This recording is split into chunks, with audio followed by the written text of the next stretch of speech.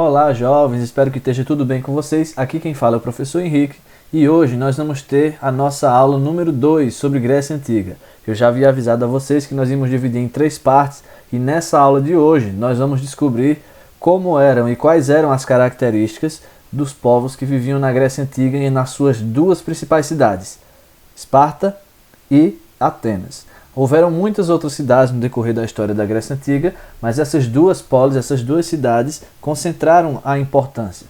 Com dois formatos absolutamente diferentes de governo, como nós vamos entender à frente, elas tiveram uma influência muito forte nos nossos dias de hoje. Vamos estudar um pouco e se liga aí. Bom, jovens, é isso aí. Vocês vão lembrar que nós estudamos lá no nosso primeiro vídeo que a Grécia ela era dividida em 3 partes principais. A Grécia continental e peninsular, né, que é basicamente a mesma coisa. Nós temos a Grécia insular, que era aquele conjunto de ilhas, e nós temos a Grécia oriental ou Grécia asiática, que cobria uma pequena parte que vocês podem ver aí à direita do seu mapa. Bom, as 3 principais regiões do mundo grego antigo ficaram pontilhadas de várias cidades-estado a partir do século 8 a.C. E a fundação dessas cidades deu fim aos chamados tempos homéricos e iniciou-se o chamado período arcaico, que durou do século 8 ao século 6 a.C. A partir do século 5 a.C., as inúmeras cidades-estado gregas haviam se desenvolvido, umas mais e outras menos.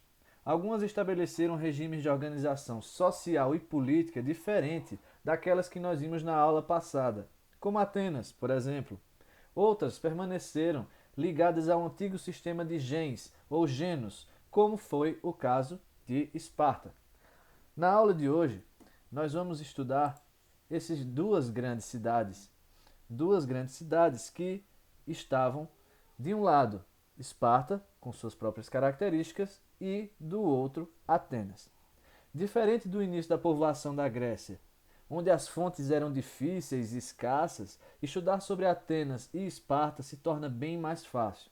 Nós temos obras literárias, como por exemplo, os Trabalhos e os Dias de Hesídio, e tem também os poemas de Safo, Alceu ou Solon, além de muitos e muitos outros registros anotados e escritos que nos deixam a história da Grécia ainda mais fácil de nós podermos entender. Claro, a partir do período arcaico, que é onde a escrita já está bem estabelecida em todas as regiões. O próprio trabalho da arqueologia também foi facilitado graças à maior quantidade de materiais que sobreviveram ao tempo. Bom, nós temos construções, prédios antigos, vasos, armas e utensílios que deixam para nós um registro precioso daquela época, como esse que vocês podem ver aí, uma ruína da época da Grécia Antiga. O primeiro que nós vamos estudar hoje será sobre Esparta. Esparta localizava-se na península do Peloponeso, na região chamada de Lacônia ou Lacedemônia, que ficava cercada pelo vale do rio Eurotas. Foi uma região que foi notadamente marcada pela guerra. Os dórios, os antecessores dos espartanos, foram os que dominaram essa região lá pelo século 8 a.C.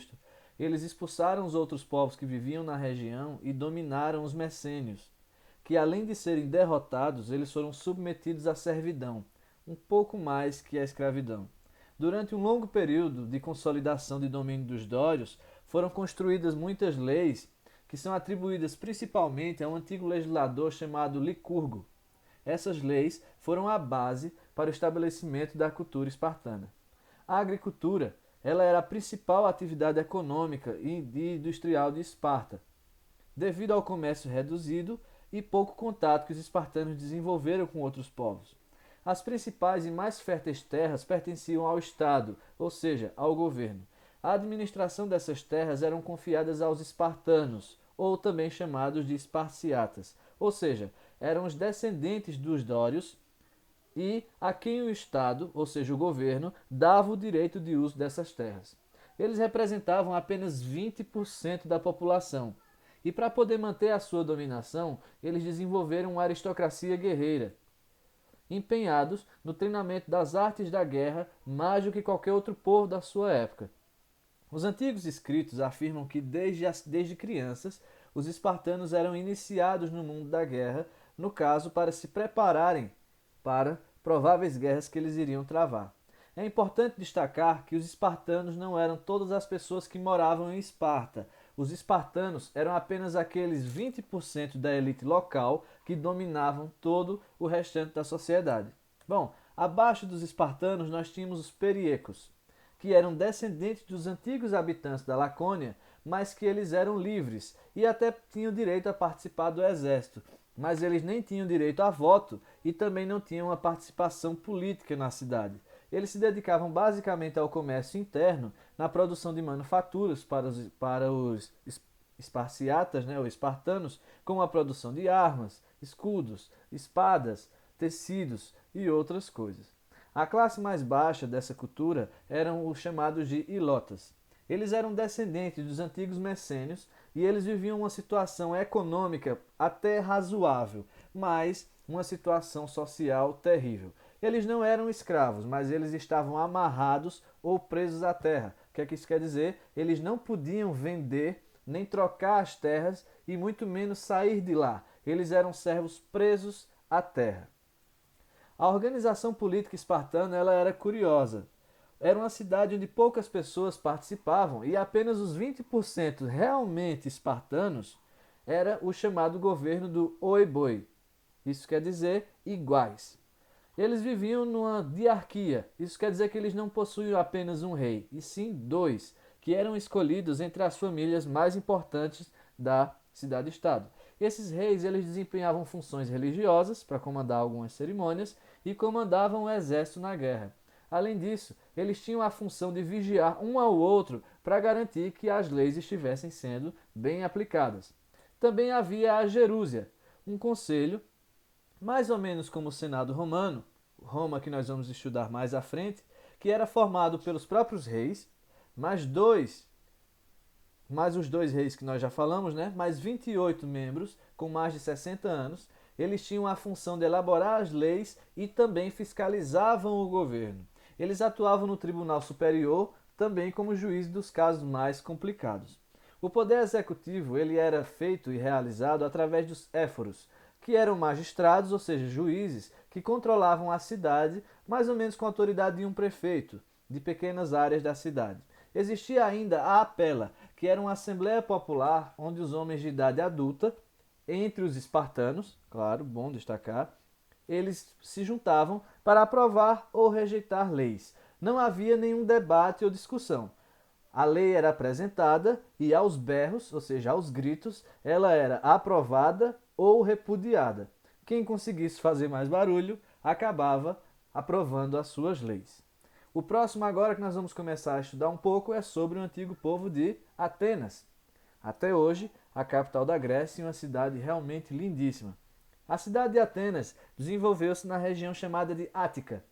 Era uma península, fica cercada de água, localizada no sudoeste da Grécia e com um solo pouco fértil comparado a Esparta, por exemplo. Suas riquezas vinham de seus portos naturais e também de várias riquezas minerais. Enquanto Esparta ela foi dominada pelos dórios, a cidade de Atenas ela foi fundada pelos jônios. Mas curiosamente os jônios eles não conquistaram, e sim se alojaram. Eles foram ocupando a região e povoaram pacificamente, se fundindo com outros povos que ali também já estavam. Atribui-se a criação da cidade de Atenas e a unificação da Ática por um herói mitológico chamado de Teseu. Mas, saindo da parte da mitologia, nós sabemos de verdade que a fundação de Atenas deu-se à integração dos antigos genos, nós já estudamos sobre isso, lembrem, e a partir daí começou a se desenvolver algumas propriedades privadas. Nessa época também iniciou-se o desenvolvimento da cultura comercial da cidade de Atenas.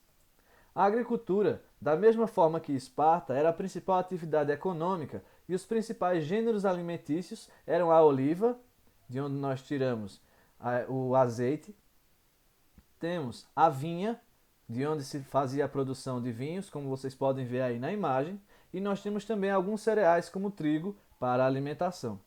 Com a desintegração dos gênos, estabeleceu-se a propriedade privada e aí surgiram grandes e pequenos proprietários de terra. Aqueles que tinham mais terras, obviamente, tinham mais poder, mas aqueles com pouca terra também tinham alguma relação. Haviam outros que trabalhavam tanto um para o outro e haviam também uma pequena quantidade de escravos. Durante o século 8 a.C., é em Atenas que vai começar e vai se despertar o impulso comercial que primeiro começa em direção à Ásia Menor, na também chamada Grécia Oriental, mas depois se espalha por toda a região do Mediterrâneo. Bom, após o desenvolvimento pleno da polis, ou seja, quando Atenas se torna realmente uma cidade-estado, eu expliquei bem direitinho o que é uma cidade-estado no vídeo anterior, as melhores terras da região ficaram com um grupo chamado de eupátridas, que significa os bens nascidos, aqueles que nasceram em berço de ouro colocando em nossos dias. Tinham um parentesco mais antigo com os antigos chefes dos gênios. Abaixo deles nós temos os geórgos, que eram pequenos proprietários de terras que tinham não as melhores terras, mas dava para fazer alguma coisa. Ou seja, as melhores terras ficavam com os eupátridas e depois as outras ficavam com os geórgos. A última classe dos homens livres que viviam dentro de Atenas eram chamados de tetas. Eles não possuíam terras e trabalhavam ou para os eupátridas ou para os geórgos. É exatamente isso que você deve estar imaginando agora. Quando a gente coloca a expressão de mamar nas tetas de alguém, vem desse grupo social aí. Na base estrutural de Atenas, nós tínhamos ainda os escravos. Mas no início, lá no início da cidade, o número de escravos ainda era bem pequeno. As formas mais comuns de se tornarem escravos nessa época era se fosse prisioneiro de guerra ou se tivessem dívidas muito caras que não pudessem ser pagas. A partir do século 8 a.C. em diante, principalmente por causa do crescimento da própria Atenas e da falta de terras boas para o cultivo, houve uma diáspora, ou seja, os atenienses começaram a se espalhar por outras regiões, principalmente no Mediterrâneo. Nessas regiões era mais fácil a produção de cereais e ficou até mais barato. E isso acabou afetando a própria sociedade grega e principalmente a sociedade ateniense. Com o desenvolvimento das colônias, que vocês estão vendo aí no mapa em cor verde, o que nós podemos ver é que o preço do cereal ele começa a cair, já que vai haver uma competição entre os cereais produzidos pelos geórgos e também o cereal que está vindo de outras regiões, mais facilmente produzidos, como na Magna Grécia, ou seja, na atual Itália, e era mais barato, mais fácil de produzir, já que as terras eram melhores. O preço do cereal cai e, como consequência disso, os geórgos que viviam daquelas terras agora estavam em situação bastante difícil, já que os cereais era a sua principal fonte de renda. Eles podiam até mudar a sua produção para a oliva ou para a vinha, mas isso não dava certo porque demandava uma grande quantidade de mão de obra que eles não tinham e principalmente precisava de uma grande quantidade de capital para poder investir que eles também não tinham. Então, do século 7 em diante, os geórgos, que eram a segunda classe mais importante, vão começando a perder gradativamente sua influência dentro da cidade de Atenas. Atenas vai viver num período arcaico, entre os séculos 8 e 6 a.C., marcado por lutas sociais muito fortes, com vários grupos querendo melhorar sua própria situação. A união de vários pequenos grupos populares e os chamados demiurgos, que eram grandes comerciantes, constituiu o que ficou conhecido como demo, ou povo, que era o partido do povo, ou seja, um grupo de pessoas que faziam oposição aos antigos eupátridas. Eu já expliquei quem eram eles. Com medo das reformas sociais exigidas pelos demos, foram criadas as leis de Drácon, ou leis draconianas. Com certeza, todos vocês já ouviram falar do nome draconiana. Essas leis elas foram escritas de forma que elas organizavam a antiga tradição oral que vinha dos gênios. O que é que isso quer dizer? Agora as leis elas não eram apenas de boca em boca, elas estavam escritas. As leis draconianas elas eram pouco abusivas e eram particularmente duras. Elas instituíam pena de morte para crimes simples, como por exemplo uma pessoa que rouba um pedaço de pão ou algo do tipo. As leis draconianas elas não foram em frente, e a partir do século 6 a.C. em diante foram feitas as chamadas reformas de Solon, que fundou as bases para a democracia ateniense. Elas eram muito avançadas para qualquer povo de sua época. Por exemplo, as leis de Solon davam poderes à própria população para que ela criasse conselhos, como o Conselho dos 400, também chamado de Bulê, que era composta de 100 pessoas das tribos que viviam na Ática, e preparavam as leis e votavam em uma assembleia especial chamada de eclésia, mais ou menos como essa que vocês estão vendo aí na imagem. Isso altera profundamente a estrutura ateniense, que a partir daí vai mudar para deixa-se a monarquia e começa-se a ligar-se a antigos tiranos. Esses tiranos eram políticos que eram chamados de campeões das causas populares. Isso quer dizer o quê? Que pessoas um pouco mais simples já poderiam chegar lá, coisa que jamais aconteceria em Esparta, e com o tempo o nome tirano ele passou a representar não mais os campeões do povo, mas o contrário. O tirano era aquele que não atendia mais os desejos do povo e só a si mesmo. O que acontecia? O tirano ele começava com boas intenções, querendo ajudar os mais pobres, querendo ajudar o povo, mas quando ele chegava lá, o poder o corrompia e ele acabava se voltando contra o próprio povo. A partir de 508 a 502 a.C., ou seja, lá para o século V e IV, Atenas ela se consolida de vez como uma democracia, a primeira delas. Democracia, nesse caso, se refere a duas partes da palavra. Demo, povo, eu já expliquei a vocês, o partido do povo, e cracia, governo, ou seja, governo do partido do povo. Em outras palavras, governo do povo.